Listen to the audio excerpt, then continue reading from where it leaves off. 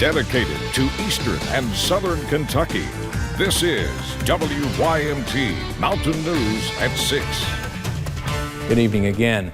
In April of 2021, American Electric Power, the company that owns Kentucky Power, announced a strategic review that could include selling the Kentucky operations. Well, yesterday we learned that they intend to do just that, and as a result of a competitive review process, they've agreed to sell to Liberty Utilities. WYMT's Zach Hawk has more on how this sale may impact you. Kentucky Power serves electricity to about 165,000 Eastern Kentuckians in 20 counties. The sale directly impacts 360 people employed in Kentucky, all of whom will transfer to Liberty Utilities pending the sale, ensuring stable delivery of electricity. With that level of experience and expertise already here and in place, there should be a pretty seamless transition. Liberty provides regulated electricity, natural gas, water, and wastewater services to more than 1 million customers, mainly in 13 U.S. states and Canada. Wiseman says that Kentucky Power's priority during the transaction process is the customers of Eastern Kentucky. There's an adjustment period here of people getting used to the information, but we are continuing to provide power to the 165,000 customers that serve Eastern Kentucky. The sale is worth nearly $3 billion in enterprise value, which would net AEP about nearly $1.5 billion. In Hazard, Zach Hawk, WYMT Mountain News. The sale is subject to regulatory approvals from the Kentucky Public Service Commission and the Federal Energy Regulatory Commission. The transaction is also subject to federal clearance. Pending approval, company officials at AEP say the sale is expected to close in the summer of 2022. There is an uproar today about pictures from Hazard High School that were posted on social media. Some were even posted on the Hazard High School Athletics Facebook page before being deleted. The pictures are from a man pageant that was part of homecoming week. Girls are shown wearing Hooters costumes, holding beer mugs. Boys are paddling each other. Two students appeared to dress as Cheech and Chong, one of them holding what appeared to be a joint. And more boys were shown dancing in bikinis with staff members, including Principal Happy Mobilini, who's of course also the mayor of Hazard. Many parents we've heard from in Hazard who did not want to go on camera say the situation has been blown out of proportion and they are standing behind Mobilini. Superintendent Sandra Combs just released a new statement moments ago, and she said, quote, "Our district would like to apologize for the activity that has been portrayed in the media, and we regret how this has unfolded. This is not the type of event that typically occurs here at Hazard High School, and we sincerely regret any embarrassment this has caused our school community.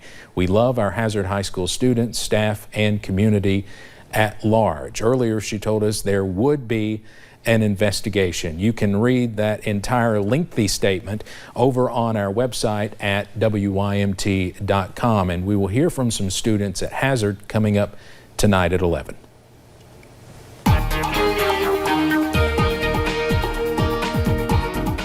Well, it turned out to be a pretty nice day around the region weather-wise, as we've had plenty of blue sky out there and just a few of those clouds trying to work back in. I-75 at Mount Vernon at this hour. Pretty nice shot there as the sun slowly sets, but keeping those hills and hollers illuminated out there. London Corbin Airport, it's 58 there. A nice evening for a flight with just a few of those high clouds out there.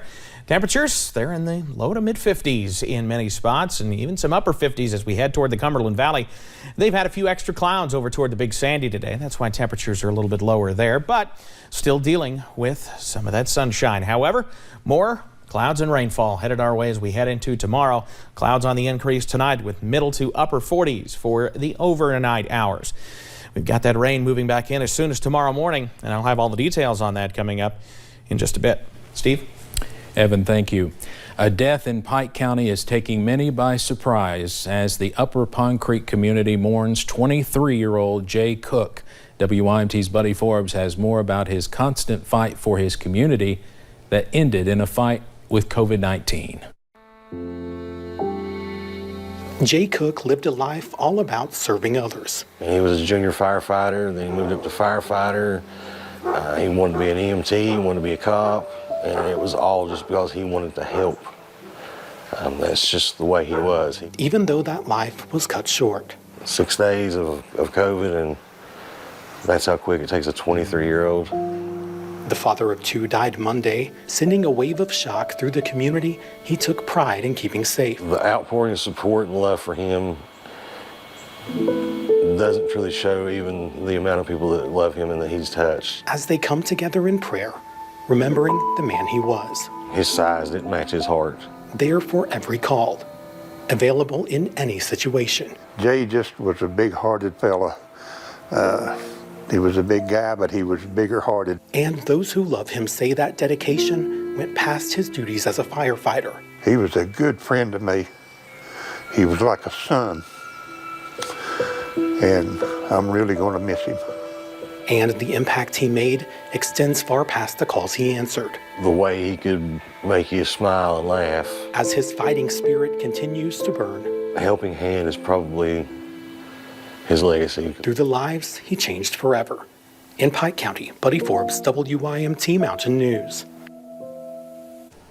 The family asked for prayers in the days to come as they prepare for his visitation tomorrow and burial on Friday.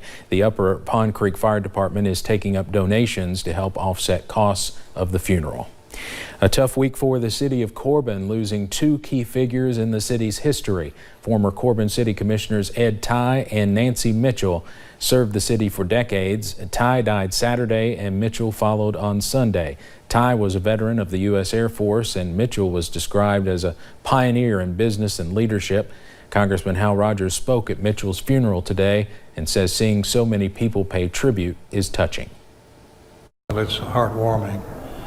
She had so many friends from all over creation, and she treated everyone so equally nice. So it's heartwarming to see those people come and pay their respects. Congressman Rogers says losing Mitchell was a deep personal loss for him. We'll have more on this coming up tonight at 11. If you live around the Pulaski County area, you might be receiving phone calls from Judge Executive Stephen Kelly, or at least that's what the caller ID says. If you answer the phone, you might get a recorded message saying something along the lines of, "Your name has been connected with an illegal activity. Please press 1 to speak with a representative." Well, Judge Executive Stephen Kelly wants people to know this is not him. I'm concerned for our citizens, just the fact that it would represent me in my office, that they might respond to this scam call. So I want to warn my citizens that it's not from me. I don't make recorded calls like this. So, just please use caution. Don't interact with the call. Kelly says they are working with authorities now to try and put a stop to the calls. One nonprofit in Pike County is holding a fundraiser in an effort to flush out hunger and food insecurity in the region. WYMT's Jordan Mullins has more from the East Kentucky Dream Center's Flushing Out Hunger fundraiser and how the funds will go to benefit families in need in the region. Food insecurity is a major topic throughout the country, but especially in the Eastern Kentucky region. Many nonprofits, such as the Eastern Kentucky Dream Center, are working to minimize that insecurity. Food insecurity in Eastern Kentucky especially is a huge topic. It's a growing issue. So the Dream Center is there weekly to provide those meals, along with several others throughout Pikeville that we work diligently with to push food. In an effort to fundraise money, the Dream Center sometimes gets a bit creative. Starting on October 25th, the center started placing tacky toilets to raise money and be able to help more families. One such victim was the H&M Stables at Bob Amos Park, whose owner said it was an honor to be flushed.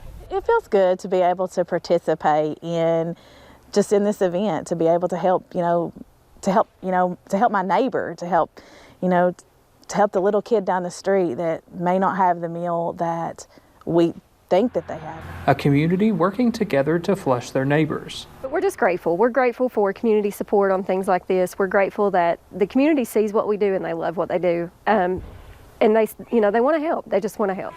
While also flushing hunger and food insecurity.